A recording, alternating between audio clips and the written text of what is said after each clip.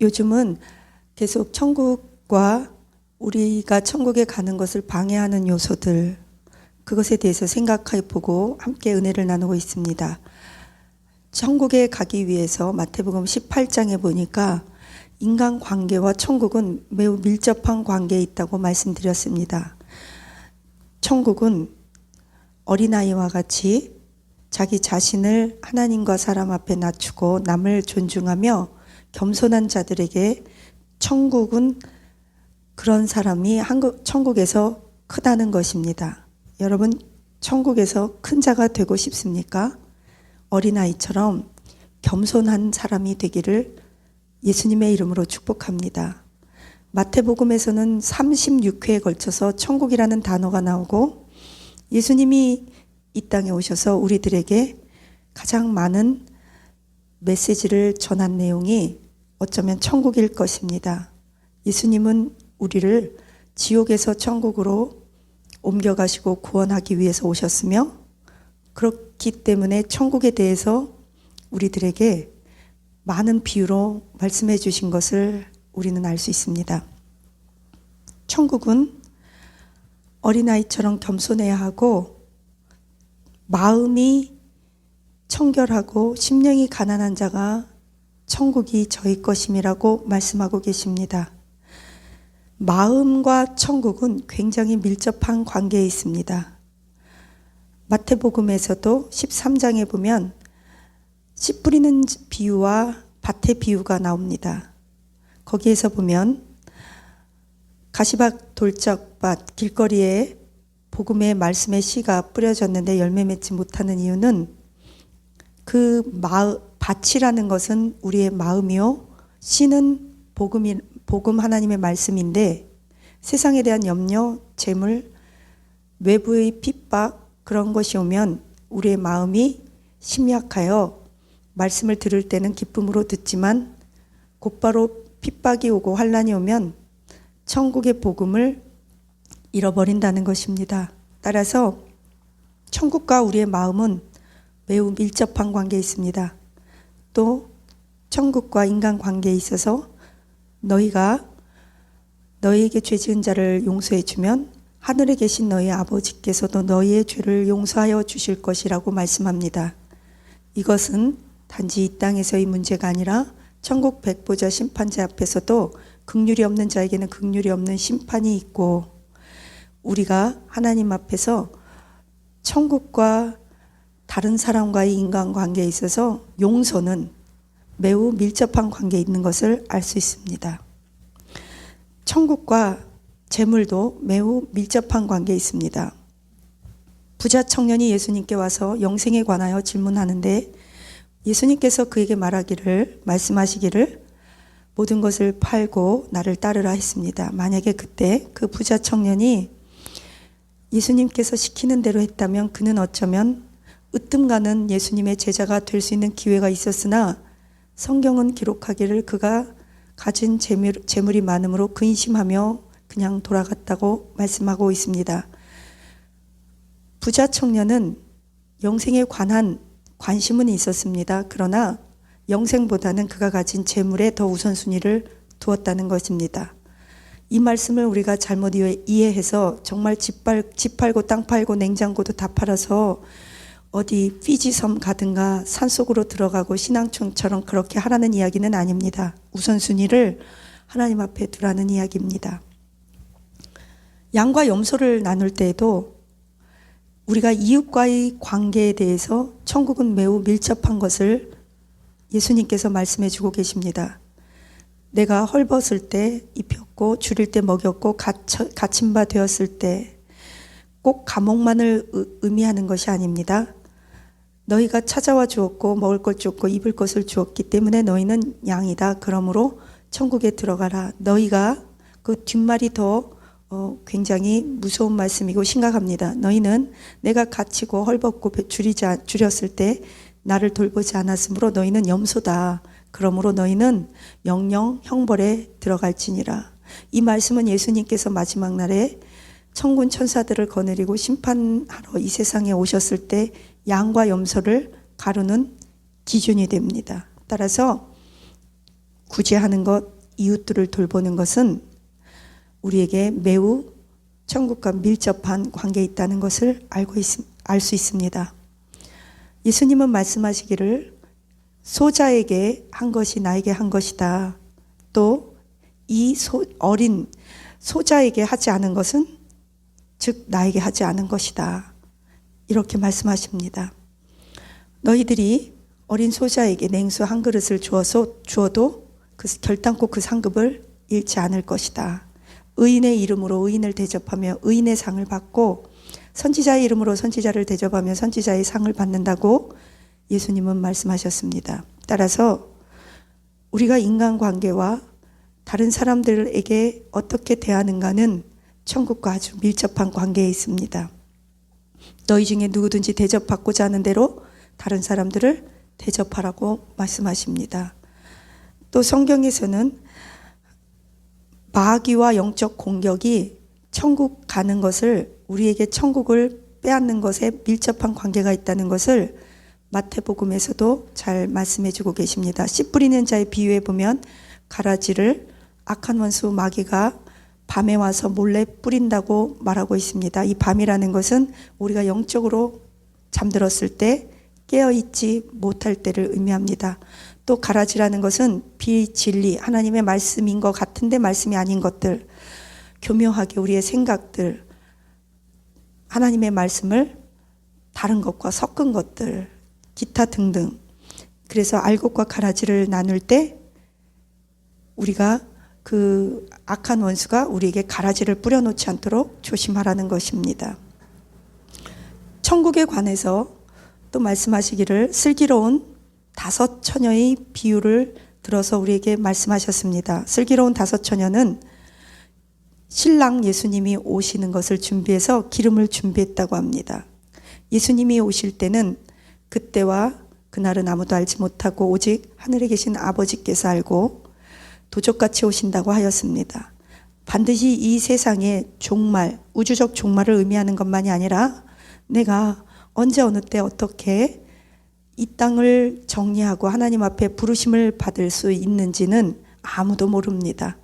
잘 갔다 올게 하고 출근했던 아빠가 그날 사고로 인하여 시체가 되어 돌아올 수도 있듯이 우리는 죽음이 바로 내 눈앞에, 코앞에, 발 앞에 있다는 것을 알고 늘 슬기로운 5 처녀처럼 예수님 만날 준비를, 기름을 준비하라는 것입니다.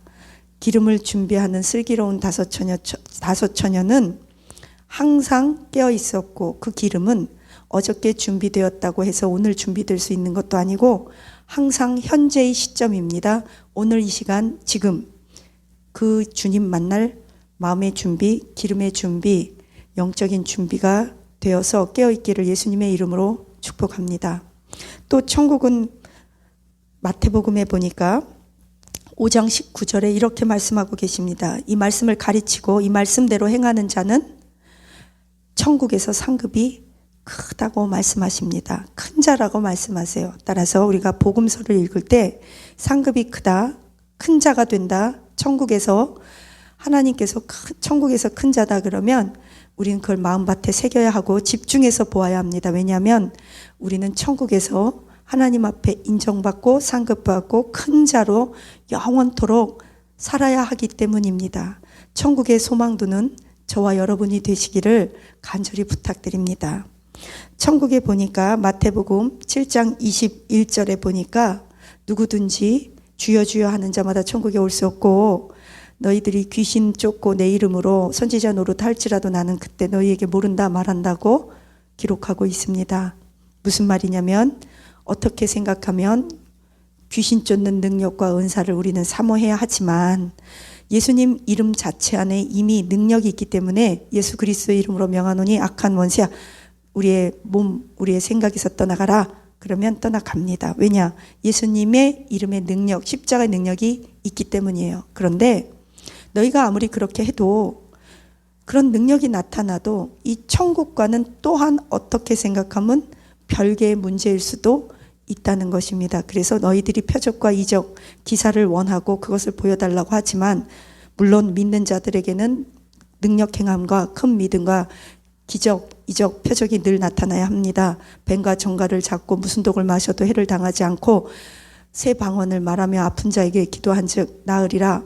예수님께서 우리에게 주신 말씀이 우리의 삶 가운데 나타나야 하는 것은 사실입니다. 그러나 그것만으로는 천국과 별개일 수도 있다는 것을 예수님께서 우리에게 말씀해 주고 계십니다.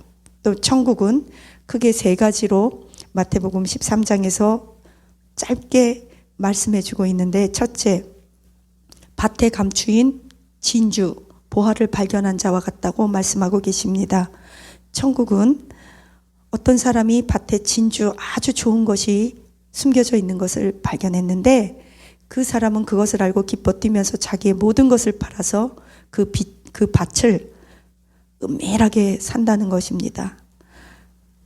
천국은 진주처럼 밭에 감추인 보화처럼 감추어져 있는데 그것을 깨닫는 자는 복이 있다는 것입니다. 예수님께서 마태복음 13장에서도 이렇게 말씀하십니다.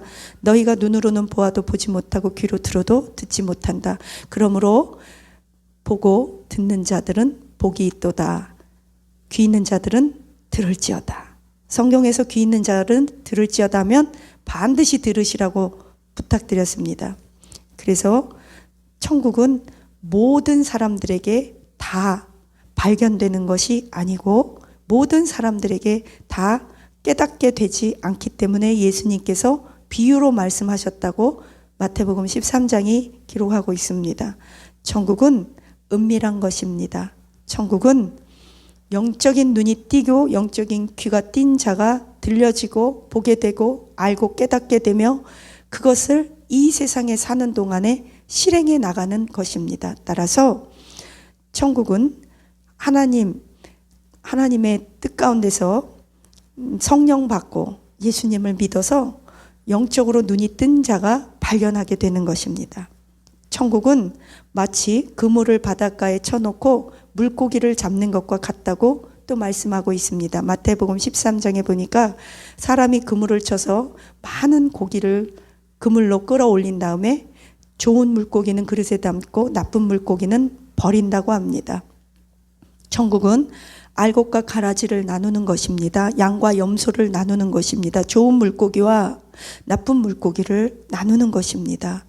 천국 갈 백성과 지옥 갈 백성을 나누는 것입니다. 지옥 갈 백성은 가만히 있는 것이 아니라 천국만 못 가는 것이 아니라 풀무불에 던지며 흑암의 어두운 곳에 내쫓기며 그곳에서 이를 갈며 슬피 울며 영원토록 산다고 성경이 말하고 있습니다. 우리가 이 세상을 사는 것은 천국 가기 위한 준비 과정입니다. 그래서 착하게 진실되게 살아야 하고 회개해야 하며 겸손해야 하며 영안의 눈이 떼어져야 하며 악한 원수 마귀가 우리 마음과 생각에 가라지 뿌리지 않도록 늘 깨어야 하고 현재성이 있어야 합니다.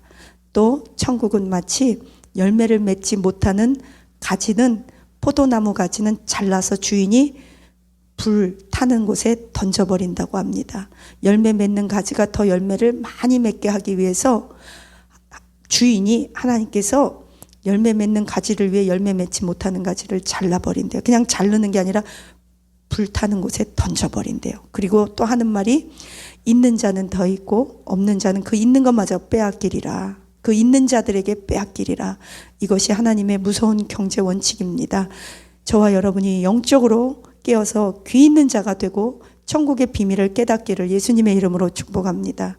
천국은 반석 위에 집을 짓는 자와 같습니다. 이 말을 듣고 행하는 자는 외부에 홍수가 나고 비바람이 외부에 고통이 와도 든든하게 말씀의 뿌리를 내려서 창수, 홍수, 비바람 다 외부적인 핍박과 고난이고 외부 환경의 고통의 요인입니다. 아무리 그래도 즉 천국은 우리 내면 마음의 요소와 아주 밀접하고 외부의 환난, 핍박, 재물에 대한 근심과 밀접하며 인간관계와 아주 밀접하게 연관되어 있고 재물과도 연관되어 있습니다. 내 물질이 있는 곳에 내 마음이 있다고 성경은 말하고 있습니다.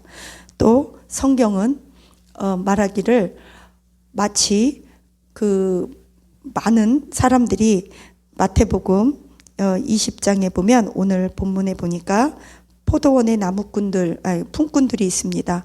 포도원 주인이 가서 제 사람들에게, 놀고 있는 사람들에게 와서 일하라고 합니다. 첫 번째 사람들에게 지금 시간으로 아침 9시, 그 다음에 낮 12시, 오후 3시, 오후 5시 이렇게 사람들을 이렇게 부릅니다. 지금 우리가 가지고 있는 시간으로는 이렇고, 성경에서는 뭐라 그러냐면 제3시, 제6시, 제9시, 또 제1시라고 합니다. 그때 당시의 시계와 우리가 가지고 있는 시간이 좀 다른데 성경에서는 어쨌든 그렇게 나왔는데 지금 우리 시간으로는 그렇습니다. 즉 9시, 12시, 3시, 오후 3시, 오후 5시에 품꾼들을 각각 다른 시간에 불러서 일을 시키는데 주인이 다 똑같이 한 달란트를 준다는 이야기입니다. 그랬더니 아침 9시에 와서 하루 종일 열심히 일한 품꾼이 포도원 주인에게 불공평합니다. 나는 일찍 포도밭에 와서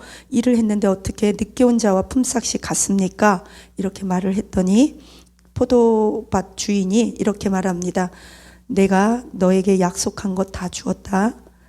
네가 나를 불의하다고 하느냐? 나는 모든 자들에게 공평하게 내가 할 수 있는 권한이 없느냐?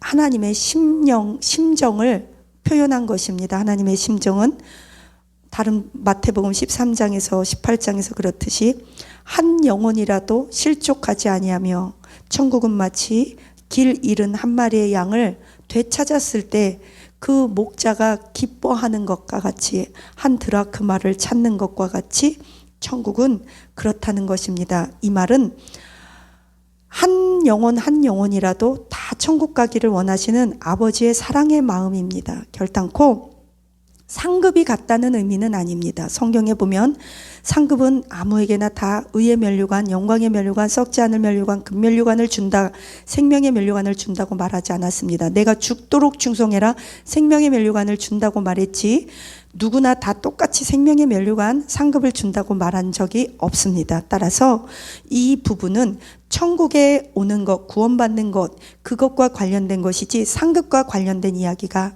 아닙니다. 하나님께서 우리 주님은 말씀하시기를 늦게 부르심을 받은 자, 새신자, 초신자도 다 목사나 헌신자나 하나님 앞에 일찍 부름받은 자와 동일하게 천국에 갈 수 있는 기회를 주신다는 것입니다. 한문화의 이야기입니다.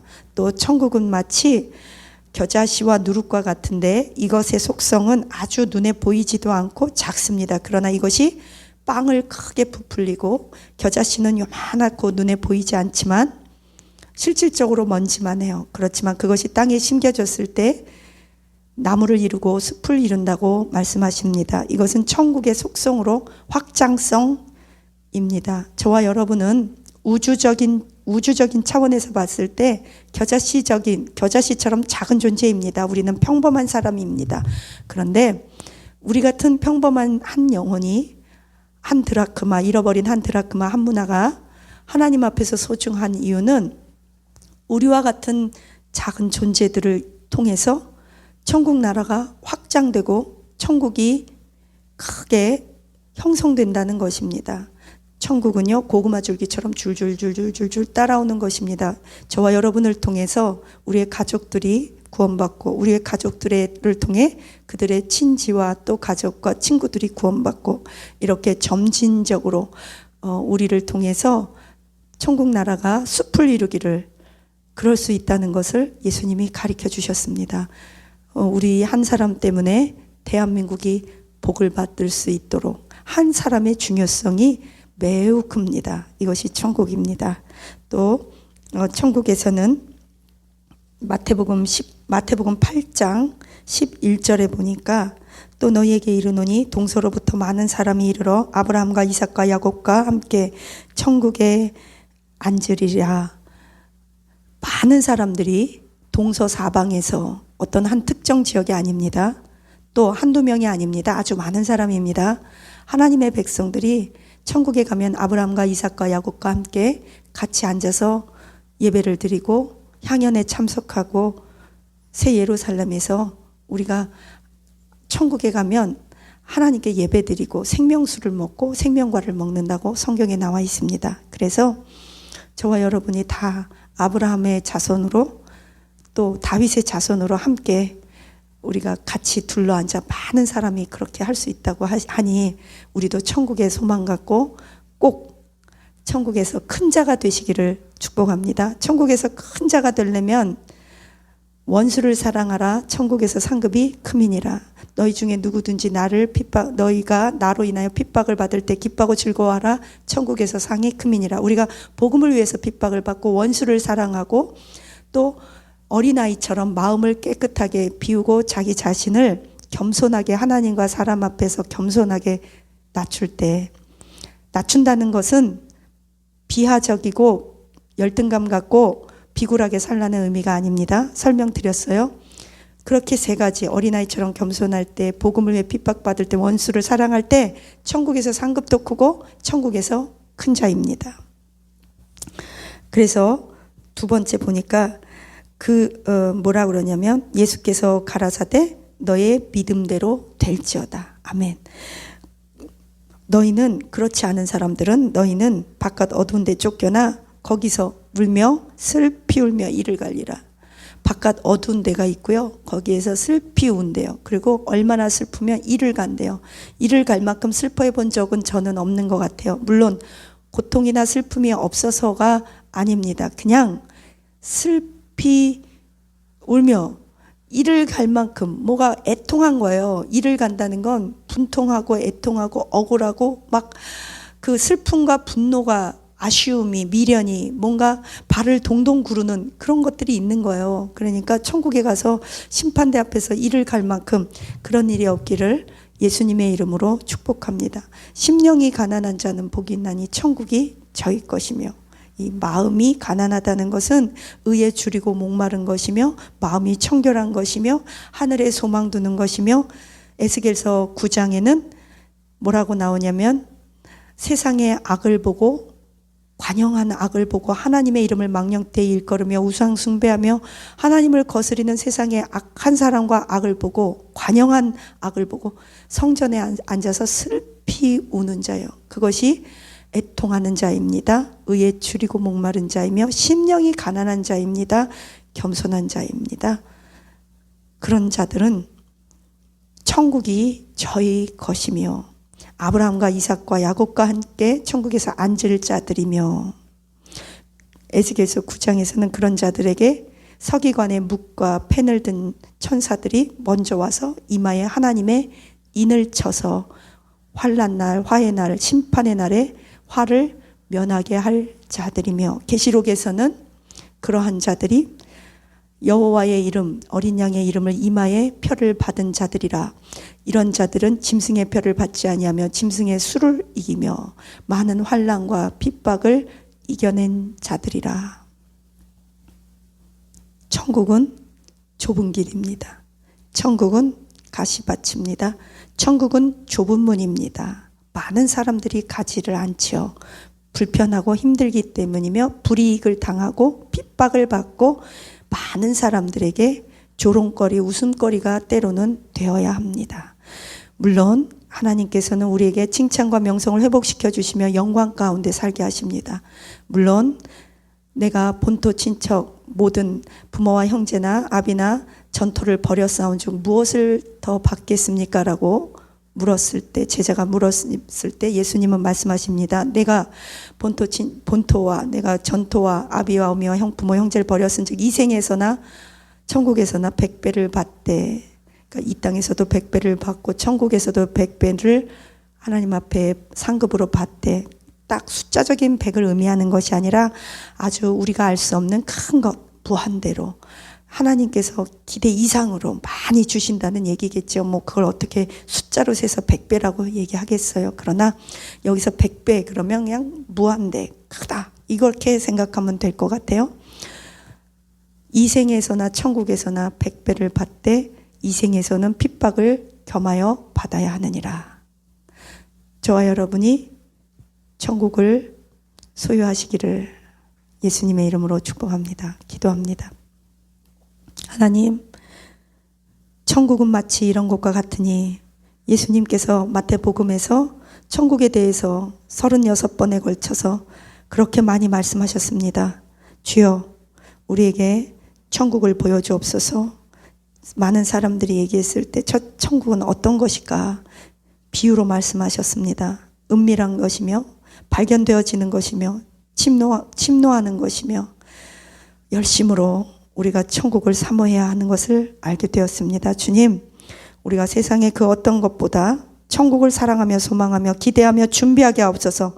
천국은 밭에 감추임 보아요 씨 뿌리는 것이요 알곡과 쭉정이 양과 염소 열매 맺는 건 열매 맺지 않는 것을 가루는 두 갈래 신앙 심판의 신앙이라는 것을 알게 하여 주옵소서. 심판과 벌이 있다는 것을 알게 하시고 천국과 지옥이 있다는 것을 알게 하여 주옵소서. 이 땅에 잠깐 사는 것은 천국 가기 위한 여정임을 알게 하옵소서. 천국 소유하며 아브라함과 이삭과 야곱과 함께 천국에서 큰 자로서 함께 앉게 하옵소서. 믿음대로 될지어다. 감사드리며 예수님 이름으로 기도합니다. 아멘.